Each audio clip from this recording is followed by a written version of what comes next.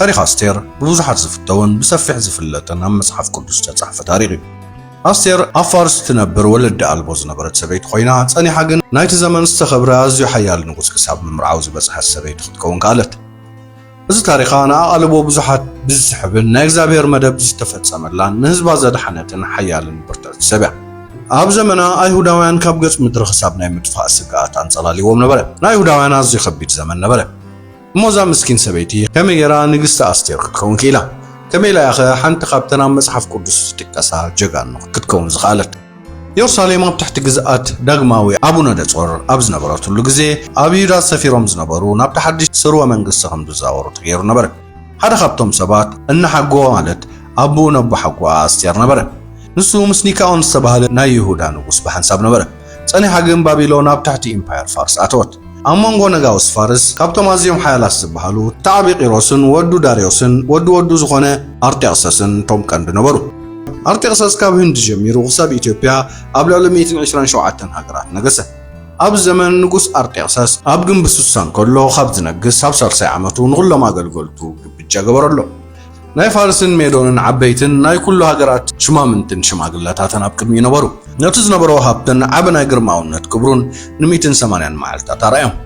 እዚ መዓልታት ኣብ ዝተወዳእሉ ግዜ እቶም ኣብ ግንቢ ሱሳ ዝተረኽቡ ኩሎም ካብ ዓቢ ጀሚርካ ክሳብ ንእሽተይ እቲ ንጉስ ኣብ ገዛቱ ንጉስ ኣብ ዝርከብ ስፍራ ታኽልቲ ን7 መዓልቲ ግብጃ ገበረሎ። ጻዕዳ ቀጠልያን ሰማያውን ሕብሪ ዘለዎም መጋረጃታት ካብ ጽቡቕ ሐምራዊ በፍታ ዝተሰርሐ ገመድ ናይ ብሩር ቀለቤትን እምነበረድን ኣብቲ ምድሪ ተዘርጊሖም ነበሩ። እቲ ዓራውቱን ካብ ወርቅን ብሩርን ተሰሪሑ ኣብቲ ብቐይሕን ጻዕዳን ብብጫን ጸሊምን እምነበረድ ዝተነጽፈ ምድሪ ተቐመጠ። እቲ መስተ እውን ፍልይ ብዝበለ ናይ ቀርቂ መስተ ዝዕደል ዝነበረ። እቲ ንጉስ ንኹሉ ትእዛዛት ትዕዱም ንኸተግብሩ ንኣዘዝቲ እቲ ቤት ኣዚዙ ነበረ እሞ ኩሎም ዝደለይዎ ይግበረሎም ነበረ። ንግስቲ ኣስጢዮን ኣብቲ ቤተ መንግስቲ ንደቂ ኣንስትዮ ዝኸውን ግብጃ ገበረት። ኣብ 7ይቲ መዓልቲ እቲ ንጉስ ወይኒ ሰትዩ ደስ ኢልዎ ዝነበረ ግዜ እታ ንግስቲ ኣዝያ መልክዕቲ ነበረት እሞ ጽባቐያ ንኣሕዛብን ሓለቓታትን ንኽርአ ናይ መንግስቱ ዘውዱ ጽዒኖም ናብ ንጉስ ንኸምጽዋ ነቶም ኣብ ቅድሚኡ ዘገልግሉ 7 ኣገልገልቲ ንሁማን ባዛርን ሃጋርን ገበታን ዙልታትን ዘይታርን ከርከስን ኣዘዞም። እንተኾነ ግን እታ ንግስቲ ክወስድዋ ምስ መጹ እምቢ ኢላ ኣቤት። እቲ ንጉስ ኣዝዩ ተቖጥዐ። ኣብ ቅድሚቶም ኩሎም ሽማምንቲ ንትእዛዙ ምቕባል ብምባያ ነቶም ኣብ ጎኑ ዝነበሩ ኣማኸርቲ ሕጊ ብመሰረት ሕግና ነዚ ብምግባራ እንታይ ኢና ክንገብራ ክብል ሓተቶም። ምሙኻን ድማ ኣብ ቅድሚት ንጉስን ሽማግለታትን ከም ዝበለ ንግስቲ ኣስቲ ኣብ ቅድሚቶም ሽማግለታትን ኣብ ቅድሚ ዞም ኣብ ኣርጤክስ ዘለዉ ኣህዛብን በዲላ እሞ ንጉስ ጥራይ ኣይኮነትን በዲላ። እዚ ናይ ንግስቲ ነገር ናብ ኩለን ደቂ ኣንስትዮ ክበጽሕ እዩ። ንግስቲ ናብ ንጉስ ክትኣቱ ተኣዚዛ ንሳ ግን ኣተወትን ተባሂሉ ኣብ ዝነገረሉ ግዜ ሰቡተን ኣብ ቅድሚ ዓይነን ከሰናዓቖም እየን። ሎሚ ነዛ ናይ ንግስቲ ጉዳይ ዝሰምዓ ናይ ሜዶንን ፋርስን ወይዘራዝር ከምዚ ዶ ከምቲ ኢለን ክዛረባ እየን። ንዕቀትን ቁጣዕን ክበዝሕ እዩ። ንጉስ እንተደኣ ፈቒዱ ኣስጢ ካብ ሕጂ ንድሓር ናብ ኣርጤክስ ንኸይተኣቱ ናይ ንጉስ ትእዛዝ ካብኡ ይውፃእ፣ ንኸይፈርስውን ብሕጊ ፋርስን ሜዶንን ይጽሓፍ። ንጉስ እውን ንግስነታ ካብኣ ናብ ዝሓሸት ካልእ ሰበይቲ የዘዋውሮ። ትእዛዝ ንጉስ ብሰፊሑ ኣብ ዝንገረሉ ግዜ ኩለን ደቂ ኣንስትዮ ንሰብኡተን ንዓብ ኾነን ንእሽተይ ከኽብረየን። እዚ ምኽሪ ንጉስነቶም ሽማግለታትን ተሳበሎም። እቲ ንጉስ ከም ዝተባህሎ ገበረ። ኩሉ ሰብ ኣብ ገዝኡ ሓለቓ ቤቱ ይኹን፣ ናይ ህዝቢ ቋንቋውን ይዛረብ ኢሉ ደብዳቤታት ናብ ኩለን ሃገራት ሰደደ። ድሕሪ እዚ ነገር ቁጣዓ ንጉስ ድሕሪ ምዝሓሉ ብዛዕባ ኣስጢን ብዛዕባ እቲ ዝነበራ ዝፈረዳን ነገር ሓሰበ። ነቲ ንጉስ ዘገልግሉ ገላዩ ድማ ከም ዝበልዎ ጽቡቓት ደናግል ነዚ ንጉስ ይደለያሉ። ኩለንተን ኣለዋ ዝበሃላ ጽቡቓት ደቂ ኣንስትዮ ናብ ቤተ ንጉስ መንበሩ ደቂ ኣንስትዮ ድሕሪ ምእካበን ንጉስ ካብ ኩሉ መንግስታቱ ሽማምንቲ የቕርብ ቅብኣትን ዘድልየን ነገር ይወሃበን። ነቲ ንጉስ ደስ ዘበለት ቆንጆውን ኣብ ናይ ኣስጢን ስፍራ ትንገስ። እዚ ነገር ነቱ ንጉስ ባሃበሎ። ከምዚ ድማ ገበረ። ሓደ ኣይሁዳዊ ወዲ ቄስ ወዲ ሰምኤ ወዲ ኣያ መርከድዮስ ዝተባህለ ቢንያማዊ ኣብ ግንቢ ሱሳ ነበረ። ንሱ ካብቶም ንጉስ ባቢሎን ናብ አቡነኸደጾር ዝማርኾም ካብ ንጉስ ኣይሁድ ኢኮንያ ካብ ዝተማርኹ ካብ ኢየሩሳሌም ተማሪኹ ዝመጸ ነበረ። ነታ ኣቦን ኣደን ዘይነበራ ጓል ሓወቡ ዝኾነት ሃደሳ ዝተባህለት ኣስቴር ይዕቢ ነበረ። ኣዝያ ጽብቕትን ለዋህን ነበረት። ኣቦን ኣደያን ድሕሪ ምማቶም መርደኽዮስ ከም ጓሉ ገይሩ ይዕብያ ነበረ። ኣዋጅ ንጉስ ድሕሪ ምስምዑ ብዙሓት ቀናጁ ናብ ግንቢ ሱሳ ኣብ ዝተረኽባሉ ግዜ ኣስቴር ናብቲ ገዛቲ ንጉስ ናብቲ ሓላዊ ደቂ ኣንስትዮ ተወስደት። እታ ምልክዕቲ ጎርዞ ደስ በለቶ። ኣብ ቅድሚኡ ሞገስ ረኸበት። ቅብኣታን ኩሉ ዘድልያን ብምቕራብ 7 ኣገልገልቲ ሂቡ ኣብቲ ናይ ደቂ ኣንስትዮ ቦታ ኣብ ዝበለጸ ቦታ ኣቐመጣ። ነዚ ንኸይትዛረብ መርከድዮስ ኣዚዝዋ ብምንባሩ ኣስቴር ብዛዕባ ህዝባን ወገናን ኣይተዛረበትን ነይራ። መርከድዮስ እውን እንዳሃይ ኣስቴር ንኽገብር መዓልታዊ ናብቲ ናይ ደቂ ኣንስትዮ ኣጸድ ይመላለስ ነበረ። እትናይ ምንጽህን ወርሓት ንሽድሽተ ወርሒ ብዘይቲ ከርበ ሽድሽተ ወርሒ ድማ ካልእ ፍልይ ብዝበለ ቅብኣት ይካየድ ነበረ። እዚ ናይ ምንጻህ መስርሕ ን12 ወርሒ ድሕሪ ምክያዱ እተን ደቂ ኣንስትዮ ናብ ቤት ንጉስ ይኣትዋ ነበራ። እታ ናብ ንጉስ ተኣቱ ጓል ካብ ገዛተን ደቂ ኣንስትዮ ኩሉ ዘድልያ ዘበለ ይወሃባ ነበረ። ምሸት ተኣቱ እሞ ንግሆ ናብቲ ካልእ ናይ ደቂ ኣንስትዮ ገዛ ተኣቱ ነበረት። እቲ ንጉስ እንተዘይደልይዋን ብስማ እንተዘይፀዊዕዋን ድማ ዳግማይ ናብቲ ንጉስ ኣይተኣቱን ነበረ። ናይ ኣስቴር ተራ ኣብ ዝኣኸለሉ ግዜ ኣብ ኩሎም ቶም ዝረኣይዋ ሞገስ ረኺባ ነበረት። ኣርጤክስ ካብ ዝነግስ ኣብ 70 ዓመት ኣዳር ኣብ ዝተባህለ መበል 12 ወርሒ ኣስቴር ናብቲ ንጉስ ተወስደት። እቲ ንጉስ ካብተን ኩለን ደቂ ኣንስትዮ ነስቴር ፈተወ። ኣብ ዓይኑ ካብተን ኩለን ደናግል ሞገስን ፍትወትን ረኸበት። ዘውዲ መንግስቱ ኣብ ርእሳ ገበረላ፣ ኣብ ቦታ ኣስጡን ኣንገሳ። እቲ ንጉስ ንኩሎም ኣገልገልቱ ብኣስቴር ደስ ስለ ዝበሎን 7 መዓልታት ዓብ ግብጃ ገበረሎ። ንኩሎም ዝበደልዎ እውን ይቕረ ገበረሎ። ከም መጠን ለጋስነቱ ድማ ህያብ ሃቦም። እተን ደናግል ዳግማይ ኣብ ዝተኣከባሉ ግዜ መርደክዮስ ኣብ ኣፍ ደገ ማዕፀቱ ንጉስ ኮፍ ይብል ነበረ። ኣስቴር እውን ምስኡ ኣብ ዛዕበየትሉ ግዜ ንኩሉ ትእዛዝ መርደክዮስ ተተግብር ነበረት። ከምታ ዝኣዘዛ ድማ ብዛዕባ ወገናን ህዝባን ኣይነገረትን። ኣብዚ ወርሓት መርደክዮስ ኣፍ ደገ ማዕፀቱ ንጉስ ተቐሚጥ እንከሎ ክልተ ካብቶም ንማዕፀቱ ንጉስ ዝሕልው ወተሃደራት ገበታን ታራን ተቆጥዑ። ኣብ ልዕሊ ንጉስ ኣርጤክስ እውን ኢዶም ከልዕሉ ደለዩ። እቲ ጉዳይ ንመርከድዮስ ተገልጸሉ። ነስቴር እውን ነገራ። ንሳ ድማ ብስም መርከድዮስ ነቲ ንጉስ ነገረቶ። እቲ ጉዳይ ተመርመረ፣ ከምኡ ኮይኑ ተረኽበ። ክልቲኦም ድማ ኣብ ገረብ ተሰቕሉ። ኣብ ቅድሚ እቲ ንጉስ ድማ ኣብ ናይ ታሪኽ መጽሓፍ ተጻሕፉ። ድሕሪ እዚ ነገር ንጉስ ኣርጤክስ ነቲ ኣጋጋዊ ናይ ሃማዳት ውሉድ ዝነበሮ ሃማን ልዕል ኣበሎ ኣኽበሮ። ወንበሩ እውን ምስቲ ኣብ ጎኑ ዝነበረ ኸበርቴታት ንላዕሊ ይገበረሉ። እቲ ንጉስ ብዛዕባኡ ኩሎም ባሮት ንጉስ ኣብ ቅድሚኡ ተደፊኦም ንኽሰግድሉ ኣዚዙ ብምንባሩ ኣብ ቅድሚኡ ይሰግዱ ነበሩ። መርዶክዮስ ግን ኣይተደፍአን ኣይሰገደሉን እውን። እቶም ኣብ ማዕፀቱ ንጉስ ዝነበሩ ባሮት መርዶክዮስ ስለምንታይ ትእዛዝ ንጉስ ትጥሕስ ኣለኻ በልዎ። እዚ ከምዚ ምስ ኮነ ቅድማ ይሁዳዊ ከም ዝኾነ ነጊርዎም ብምንባሩ እቲ ጉዳይ ንሃማ ነገርዎ። ሃማ መርዶክዮስ ከም ዘይተደፍኣሉን ከም ዘይሰገደሉን ኣብ ዝረኣየሉ ግዜ ኣዝዩ ተቆጥዐ። ናይ መርዶክዮስ ወገን ነጊሮሞ ነበሩ እሞ ኣብ ልዕሊ መርዶክዮስ ኢዱ ኣብ ዘለዓለ ግዜ ብዓይኑ ተንዓቐ። ሃማ ኣብቲ መንግስቲ ዝነበሩ ኩሎም ናይ መርዶክዮስ ህዝቢ ኣይሁድ ዘበሉ ኩሎም ከጥፎም ደለየ። ከም ናይ ንጉስ መንግስቲ ኣብ መበል 12 ዓመት ካብ ናይ መጀመርያ ወርሒ ጀሚሩ በብዕለቱን በብወርሑን ክሳብ መበል 12 ወርሒ ክሳብ ኣዳር ኣብ ቅድሚ ሃማ ፉር ዝተባህለ ዕጫ የውድቑ ነበሩ። ሃማን ንጉስ ኣርጤክስን ሓደ ህዝቢ ኣብ መንጎ ኣሕዛብ ኣብ ኩለን መንግስታት ተበቲኖም ኣለዉ። ህዝቦም እውን ካብቲ ናይ ካልእ ህዝቢ ዝተፈለየ እዩ። ሕጊ ንጉስ እውን ኣይሕልውን እዮም። ንጉስ ክገድፎም ኣይግብኦን እዩ። እቲ ንጉስ እንተዳ ኣፍቂዱ ንኽጠፍኡ ይፅሓፍ በሎ። ንጉስ ቀለቤቱ ካብ ኢዱ ኣምለቐ። ምፀላእ ኣይሁድ ዝኾነ ኣጋጋዊ ሃማ እውን ሃቦ። እቲ ንጉስ ንሃማ ዝኾነ ደስ ዝበለካ ነገር ክትገብሮምን እቶም ህዝብን ብሩርን ንዓኻ ይበካ ኣለኹ በሎ። ኣብታ ናይ መጀመርያ ወርሒ ካብታ ወርሒ ኣብ መበል 13 መዓልቲ በቲ ንጉስ ተፀውዑ። ካብ ህንዲ ጀሚሩ ኣብ ዘለዋ 127 ሃገራት ናብ ዘለዉ ሽማምንቲ ከከም ቋንቋኦም ብናይ ንጉስ ቃል ሃማ ከም ዝኣዘዞ ተጻሕፈ። ብቐለቤት ንጉስ እውን ተሓትመ። ኣብ መበል 12 ወርሒ መበል 13 መዓልቲ ኣይሁድ ኩሎም ቆልዑትን ሽማግለታትን ኣንስትን ህፃናትን ንኩሎም ብሓደ መዓልቲ ከጥፍእዎምን ክቐትልዎምን ደብዳቤታት ናብ ኩሎም ግዛታት ንጉስ መልእኽተኛታት ተላኸ። መልእኽተኛታት ብህፁፅ ናብቲ ቦታ ኸዱ።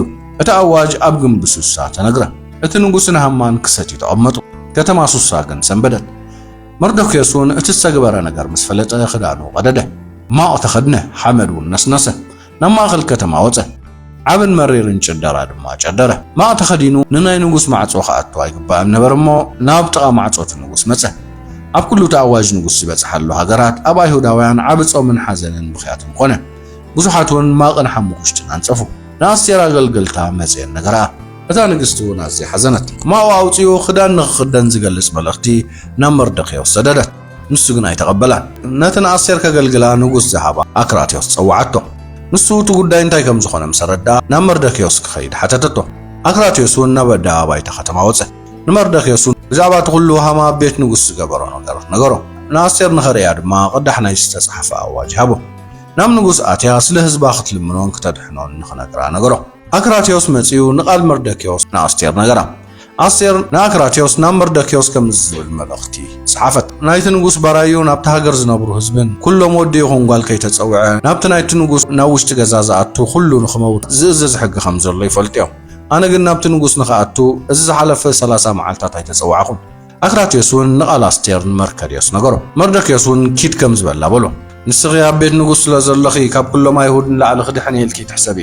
أبزوان شلل مستبلي عرفتن مدحننا يهود أبكال بوتا خونلهم نستغن بيت أبوخن جن كتطفيهم دما نبزل على درجات مساخي نخمزة مسألة زي خمزو خنا من يفلن أصيرون كم زيلون مردكيوس كم لسرلو حزازته كيد كانتهم أبسوس هزلوا يهود أكبو نعيدو يبلو سلسة معلتن ليتن معلتن يتبلعوا يتستيون أنا نقرداتين ون كومهن صومينا ولا كوازي فكاد حق انتخونه نابغزات النقوس كأبتي مدفع انتخينون كتفي مردكيسون كيدو خلو تأستير زعززتو قبره أبسال ساي معلتي أستير ناي نقص تغدانا لبسا أو أفدق بيت نقوس دو بلد أتو نقوس أفزفان منقصتو تأميتو نبره أتو نقوس أستير أبقد متأفدق دو إلان كلام سرعيا أبعينو وقوس رخبت أتو نقوس أبيدوز نبرنا يورك زنقنا أستير زرق حلا أستير وانقرب إلا نجافت زنق تنكفت أتو نقوس أو نقص أستير بتخدل من نزدل خناقر تايو أتدليو خن تايو كساب منقصتي يقوا انتقونا خوها بكيو بلا أستير درمان نقوس صبو كوينو تترايكا أو نقوس نابتا دليل كازر لخو بجام ساما مسامو دم نقر نقوس صباح دليل لخو بلتو أبتا على هما دسيلو بلبو تدسيتو متى انتقونا قر مردكيو أما عطو نقوس كي تربشن كي تناوصن كوفيلو أبزرعي اللقزي هما بلعلم مردكيو أزيتو قطع ننت عقيسو نابقزو خده هما نابقزو خيدو نقل قلتون كلهم دكون أكيبو نقوس كابتم قالوت شما منتن لعلي لعلى بلني لهم بزي كاين بزي كان نقوسن قال سب زي بلو نقص سويعتنا نيرا صباحون أبيتا نقص تعدي ملخو انتقونا تايودا ومردكيوس أما عصاتو نقوس تغميتون تداري زغلون عايت أمنني بله سبيتو زهران كالوت فتوتون قموتو حمسا زخونا قندي تخل صباح مردكيوس نغسق قاللو نتنقوس نقرو داسيلو كاون مس نقوس نابتق بجاتو بلو بس زبولو دما زيوت حقوسه أبزا ليتي دك أسكاب نقوس هدمه من تاريخ الزمان بصحف تاريخ نغط صحف عززه أبقد متنقوسون تنبه وتمحلو تزخونو قبتان تهران إيدو ما بلعل نقوس كالعلوم كلو مردكيوس كمز نقرو تتصحف رغبو أتنقوس بزعباز تقباراتون مردكيوس انتاي كبرن صبو نقار انتا غيرلو يلو حتتو أقلقلتو دما ولا حدا يتقبارلون كبلو حبرو تنقوس دما أبت دراش من الله بله هما أبت زدالو قندين مردكيوس نقوس كنقر نبت تنقوس أبد حروايا دراش آتي نبله أقلقلت تنقوس نو هما أبد دراش دويلو بلوه وتنقوس دما يؤتو بلو هما ونعتوه وتنقوس نهما نقوس زخبرون زفتوان سب انتاي قبرلو بلو هما بلبو نقوس مو خباي حليفون من يزفوت له حسب ما كم زد ما بلو نقوس زخبر سب تنقوس تخدنا ناي كبر خدان نقوس زقمت الله فرسي مسالو زود نقوسون أبروسي قبرلو نتخدان فرسن كبرتيتات نقوس يركبو نت نقوس زخبر سب يخدنو أفرس إلهم دما بمنقو تخت ما يحلفوه كرمي ونت نقوس فتوى سب كم زخ قبرلي تبعيلو عواجي نقر بلو أتو نقوس نهما بالكالتف كم تزبل كيا نتخدان فرسن صدمو نتعرف دقة مع نقوس كوف زبلا يهودا ومردك يسكبرلو كابت استزارب كيا خلو زغنا نقر كي تطرف بلا هما نتخدان فرسن وسده نمردك يسون كدنو أبلع الفرس كوف أبلو بعد واباي تقت ما أحلفو أكد ميونا خدون نتنقوس زفته وسب كم استقبر الليل وأواج نقره مردك يسون نابت مع نقوس تملسه هما جن حزينون رؤس دافيون نابقزو خده هما نسبيتون كلهم فتوتن بزعبات زقاتو معو نقرم تمزيلون كله اتوم نقستا أستير زلا أخدتو ما قلقلت مصمو نابتا أستير زدالو وطوق بجاخ وسدو هاوخو نقوسن همان مسا نقستي نمستاي مصو أبقالاي معالتي تنقوس أبتناي وين مستق بجان كله نأستير أو نقستا أستير أتغتل من نزدال خنتايو هو هابكيو انتاي دليتكي كساب معارا منقسي ونتغن أخبر الكيو بلا نقستا أستير بوغنا أو نقوس أبقد ميخا موغوس رخيبه مو نقوس ترى دسيلو هيوتي بلمنا حزبي بمدحاني وهابني انا حزبي ان مطفان مشات انت سيمنا لنا باراين خنكون تشتنا انت نخون صقبل كليره زخونه خوينو كن صلانا نقوس مغدا تخصنا عيم خال النيرو بلت نقوس نقستي كمز نخغبر زفرس مني ابي كله يلو حتتا استيرون اتصلان غبار خفون همايو بلتو هما بقدمت نقوس نقستن سنبده أتنقصون بحرقان كابتوين الساتيلوز نبرة بوتا تسمو نبات خلط السفراون كده هما نقص حما أنا جار خمسة حسب اللو تردو مو كم نقص أستير هيوتون خطرف كلم من دوبله أتنقص كابتا تخلط السفرا نبتوين الساتيلوز نبرة بوتا تملسه هما أبتا أستير نبرة تعارات وديو نبرة أتنقص أبجزاي أبكرمي ننقصي كده فرادليو بله أتقال كاب أف نقص دحر موتو نقص هما شفنوه هذا خبطوا مع قلقلتو نقص نو هما نمردكيس نخسق قالوا أبغزو كندا حمسة زخون كم زلوا وند تقيلوا له በሎ እቲ ንጉስ ድማ ኣብኡ ሰቐልዎ በሎም ብድሕር ዝነሃማ ኣብትን መርዶክዮስ ዘዳለወሉ ጉንዲ ሰቐልዎ ኣብቲ እዋን ቁጣዕ ንጉስ ዝሓለ ኣስቴር ንዓ እንታይ ምዃኑ ንንጉስ ነጊራቶ እምበራ መርዶክዮስ ናብ ቤት ንጉስ ኣተወ እቲ ንጉስ ነታ ካብ ሃማ ዘውፃእ ቀለቤት ኣውፅኡ ንመርዶክዮስ ሃቦ እታ ንግስቲ ናብ ልዕሊ ቤት ሃማ ንመርዶክዮስ ሸመቶ ኣስቴር ቀፂላ ኣብ እግሪ ንጉስ ወደቐት እንዳበኸየት ድማ ነቲ ብኽፍኣት ሃማ ኣብ ልዕሊ ኣይሁዳውያን ዝተመሰረተ ተንኮል ንኽግደፍ ለመነቶ እቲ ንጉስ ነቲ ናይ ወርቂ ዘንጊ ንኣስቴር ዘርግሓላ ኣስቴር እውን ተንስያ ኣብ ቅድሚ ንጉስ ደው በለት እሞ ንጉስ ደስ ኢልዎ ኣብ ቅድሚኡ ሞገስ ረኺበ እሞ እቲ ሃማ ኣብ ኩሉ ግዝኣት ንጉስን ዘለዎ ኣይሁድ ንኸጥፍእ ዝፀሓፎ ተንኮል ንኽግደፍ ይፀሓፍ ኣነ ብወገነይ ነቲ ዝወረድ ሕማቕ ነገር ንኽርኢ ከመይ ገይሩ ከኽእለኒ ንጥፍኣት ኣዝማደይ ከመይ ገይረ ክርኢ በለት ንጉስ ነቲ ኣይሁዳዊ መርዶክዮስን ንግስቲ ኣስቴርን ከም ዝበሎም እቲ በዓል ንጉስ ተፃሓፈን ብቐለቤት ንጉስ ተሓተመን ክትቀይሮ ይከኣልኒ እሞ ንስኹም እውን ደስ ዝብለኩም ብስም ንጉስ ፀሓፉ ብቐለቤት ንጉስ ድማ ሓተምዎ በሎም ኣብቲ እዋን ኒሳባብ ዝተባህለ ናይ መጀመርያ ወርሕን ኣብ መበል 23 መዓልትን ጸሓፍቲ ንጉስ ተጸዊዖም መጹ መርዶክዮስ እውን ብዛዕባ ኣይሁድ ዝተኣዘዞ ኩሉ ካብ ህንዲ ጀሚሩ ኣብተን 127 ሃገራት ንዝነብሩ ሽማምንትን ሓለቓታትን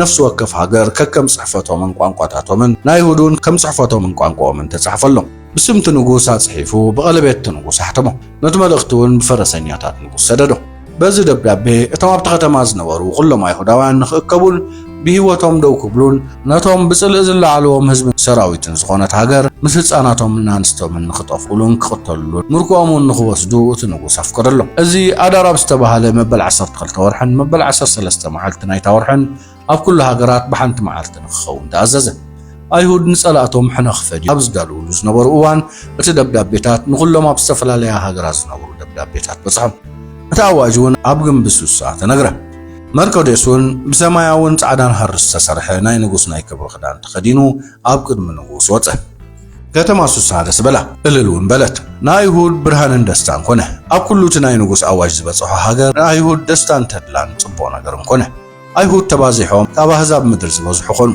ኣይሁድ ንኹሎም ጸላእቶም ብሴፍ እንዳሃሮም ቆተልዎም ኣጥፍእዎም እውን ኣብ ልዕልቶም ዝጸልእዎም ድማ ደስ በሎም ገበሩ ኣይሁድ ኣብ ግንቢ ሱሳ ክሳብ 500 ዝበፅሑ ሰባት ቀተሉ ቁፅሮቶም ዝተቐትሉ ሰባት ናብ ንጉስ መፀ እቲ ንጉስ ንኣስቴር ኣይሁድ 500 ሰባትን 10 ናይ ሃማ ሰባትን ቀቲሎም እቶም ዝተረፉ ካብ ናይ ካልእ ናይ ንጉስ ሃገራት ከመይ ይኾኑ ሕጂ እንታይ ይልመናኺ ክወሃበኪዩ ካልእ ደልዮ ነገር እንታይ እዩ ክወሃበኪዩ በላ ኣስቴር እውን ንንጉስ ደስ እንተይልካ እዞም ኣብ ሱሳ ዝርከቡ ኣይሁድ ከምዝሎም ዝተገብረ ትእዛዝ ጽባሕ እውን ይግበሩ 10 ደቂ ሃማ ኣብ ጉንዲ ይሰቐሉ በለት እቲ ንጉስ እዚ ንኽትግበር ኣዘዘ ኣብ ሱሳ ኣዋጅ ተነግረ ን10 ደቂ ሃማ እውን ሰቐልዎም ኣብ ሱሳ ዝነበሩ ኣይሁድ ኣዳር ኣብ ዝተባህለ ወርሒ ኣብ መበል 14 መዓልቲ ተኣኪቦም 300 ሰባት ቀተሉ እንተኾነ ግን ንብዝበዛ ኢዶም ኣይዘርግሑን እቶም ዝተረፉ ኣብ ናይቲ ንጉስ ሃገራት ዝነበሩ ኣይሁድ ተኣኪቦም ንህይወቶም ደው በሉ ጸላእቶም እውን ኣብ ኢዶም ኣተው ካብቶም ዝጸልእዎም 75,000 ቀተሉ እንተኾነ ግን ንብዝበዛ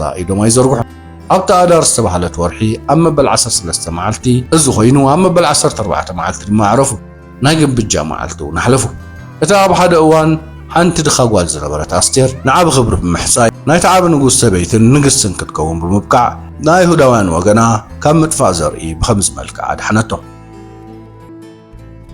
ክቡራት ተኸታተልቲ ብፌሪ ንሎሚ ሒዘልኩም ቀሪበ ዝነበርኩ መንፈሳዊ ትሕዝቶ ዘለዎ ቪድዮ ነይሩ ነዚ ቪድዮ ፈቲኹም ክትኮኑ ተስፋ ይገብር እንተፈቲኹም ላይክ ግበሮ ሼር ብምግባር ድማ ናብ ካልእ ኣካፍልዎ እናበልኩ ጽባሕ ብኻልእ ትሕዝቶ ክንራኸብ ኢና ክሳብ ሽዑ ድማ ኣብ ዘለኹሞ ሰላም ጥዕና ቅሳነት እናተመነኹ ክሳናበተኩም ቻው